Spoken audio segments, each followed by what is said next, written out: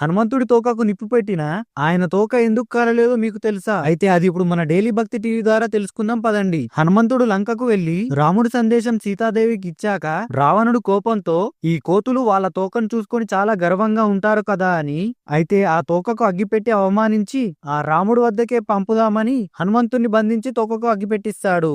అప్పుడు హనుమంతుడు అయ్యో బాబోయ్ మంటా మంటా అని గట్టిగా అరుస్తూ పరిగెత్తుతాడు. అది చూసి రావణుడు మరియు రాక్షసులందరూ నవ్వుకుంటారు. కానీ వెంటనే హనుమంతుడు ఒక చిరునవ్వు నవ్వి గాలిలోకి ఎగిరి లంకను మొత్తం ఒక్కడే కాల్చేస్తాడు. కానీ ఆయన తోక మాత్రం కాలిపోలేదు. దానికి కారణం చిన్నప్పుడు హనుమంతుడు సూర్యుని మింగడానికి వెళ్తుండగా ఇంద్రుడు తన వజ్రాయుధంతో హనుమంతుని గాయపరుస్తాడు. అప్పుడు వాయుదేవుడు నా పుత్రుని ఇలా చేస్తావా అని ప్రపంచంలో ఎవ్వరికి గాలి లేకుండా చేస్తాడు.